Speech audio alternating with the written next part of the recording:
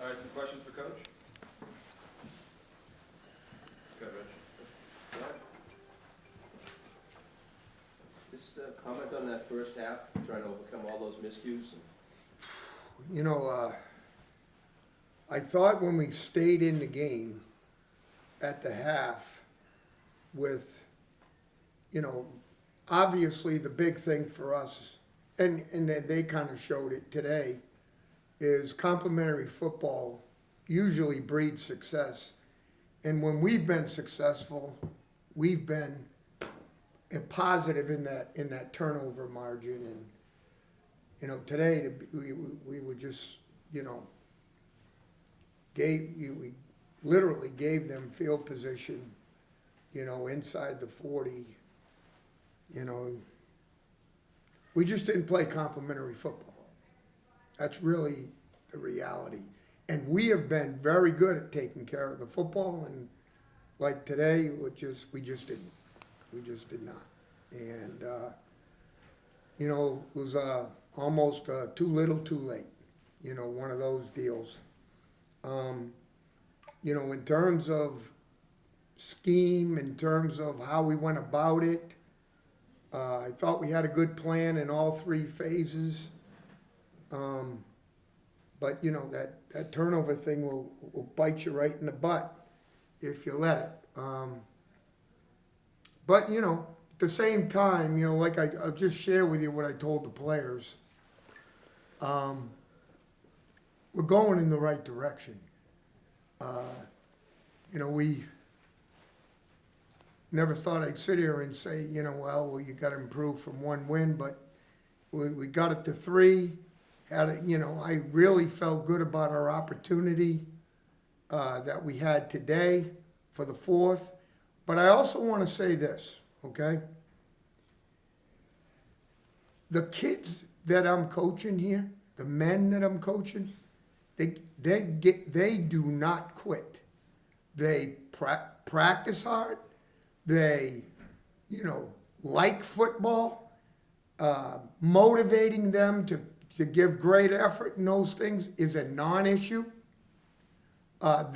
They'll take hard coaching because they really don't have a choice.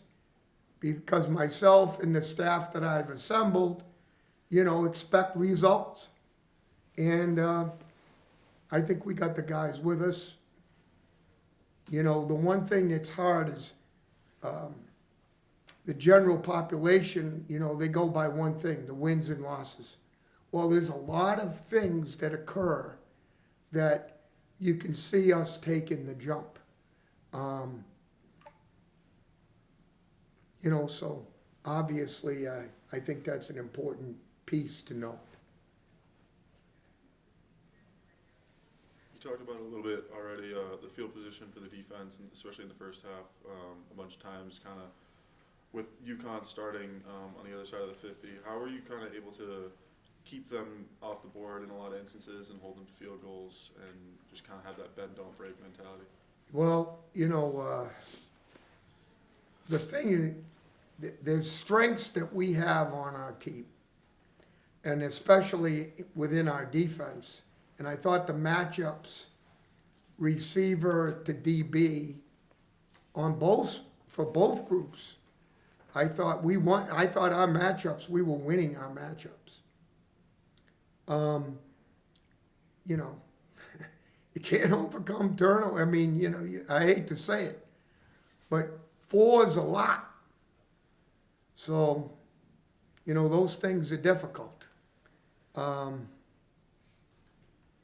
know, it's tough. It's been you know, the other thing that we've been going since July.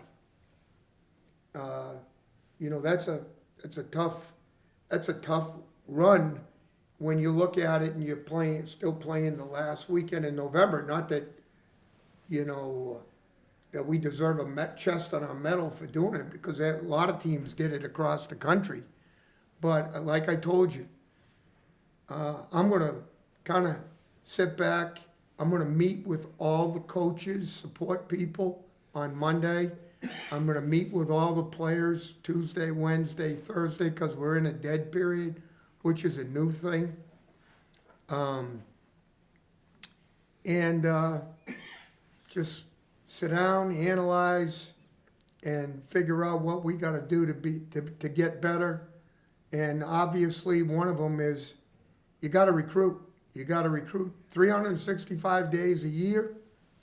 And, you know, the portal, the high schools, now the junior college is becoming more prominent.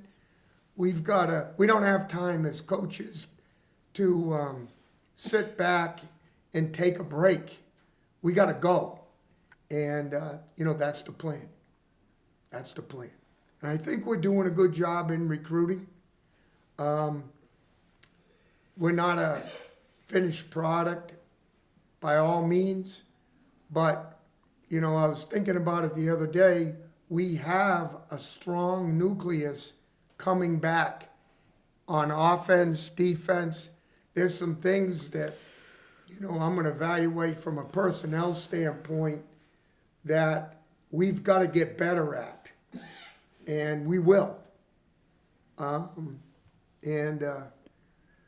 You know, with that being said, that's kinda it in a nutshell, you know.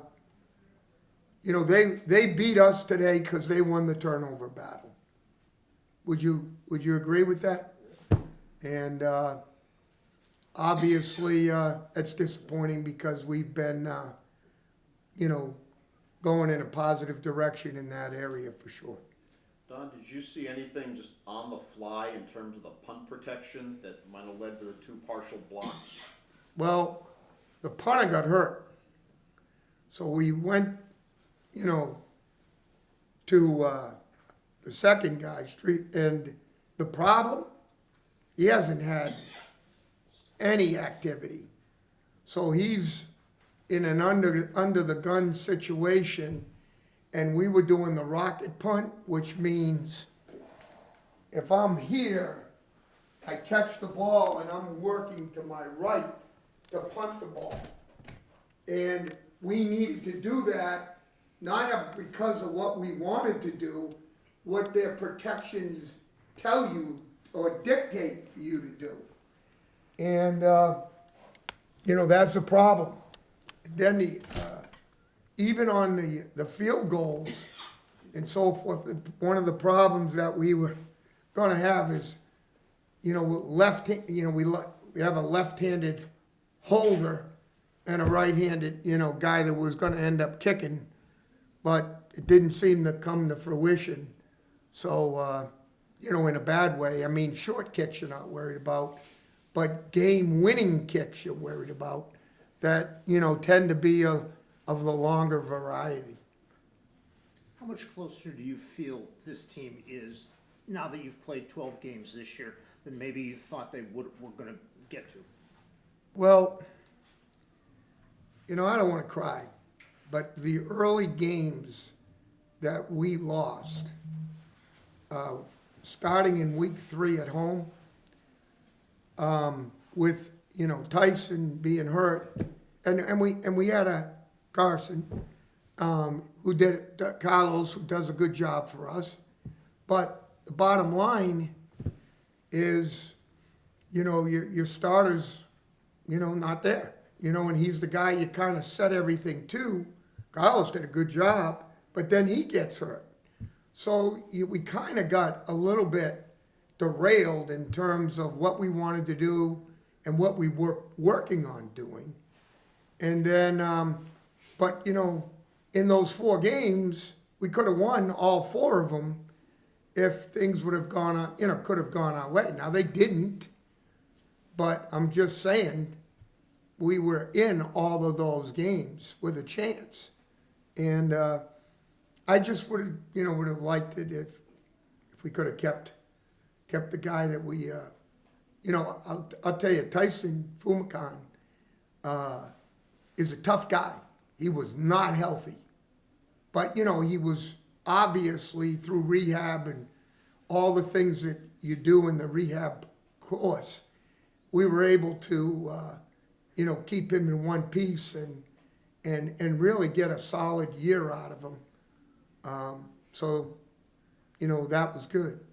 And I'm looking forward to getting him back healthy and letting him have a big year that we know he's capable of having. Getting back to this game, it seemed like as the game went on, their offensive line started winning the trenches more. Is it because your defense kept having to be out there in those high leverage situations? You know, you know, that could be one of the reasons, but you certainly, you know, I can't really see this, but,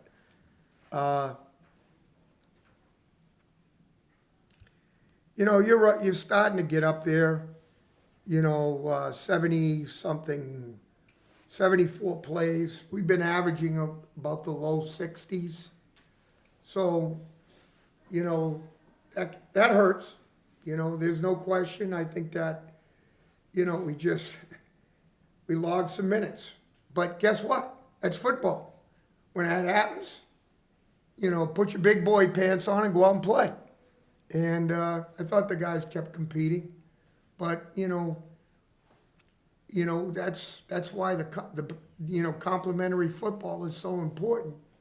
You take care of your piece, the defense takes care of their piece, the offense takes care of their piece, the defense, and then kicking game has their key moments. And every time in kicking now, it's a big moment, you know. So, not easy. Did they try to take away your running? Were they going to make you pass to win the game? I thought, they were, you know, they were with a 7 and 8 man box at times. Yeah. I wouldn't say, you know, there was balance there. You know, they were playing some man coverage but you know, they were really, you know, they don't play as much man as we do, obviously. You know, they were fairly balanced in their approach, and I thought they played pretty well. You know, coach commented on that to me after the game. He thought defensively, you know, that they played one of their better games in terms of, like we talk about, complementary football. Senior Day here today. What did you kind of see out of the seniors today, and what have they kind of meant to this program as a whole? Well, there's a lot of guys that have gone through some difficult seasons and finished up today, and you know, there's a lot of them that I have a really strong feeling for. It's like I told them in the locker room after the game. You know, the way they went about their business, the work ethic, the be on time, you know, putting the time in the meeting room, putting the time in the weight room. You know, it's a huge task. And in this day and age, guess what? If you don't like something, there's a portal that you can call and go into, and you can do something different with your life at another place. Those guys are now few and far between. So the Big 20, you know, that's why you're proud of those guys, because they stuck it out. Last one for Coach. Coach, I mean, obviously some clear progress. I mean, you go from 1 to 3 wins and a lot of winnable games in the season overall. But then how do you make sure that this loss, that ending the season on a negative note like this, doesn't translate into the next off season and into the next season? Well, I mean, I think that comes up to, you know, it's really up to the coaches. I mean, you can't dwell and live in the negative. I mean, games are games. And guess what? Some you win, some you don't. Well, if you let the ones beat you up that you don't win in, that's where you don't have the chance, you know, to take those positive steps that we talk about. And, you know, I would have been really excited if we had gotten that 4th win today. So we'd have matched, you know, what's the best thing that's been done here in FBS football. So, but we'll, I'm a little crazy, but I'm not negative, and I move on pretty quickly. And that's what you gotta do. You gotta bring the players with you. You gotta move on, and you gotta bring them with you. They can't be stuck in the mud, and you can't dwell on the negative. You gotta watch your tape, create your cut-ups. It's like coaches will say to me, well, coach, every time I look at your cut-ups, they're positive even in the games that you're unsuccessful.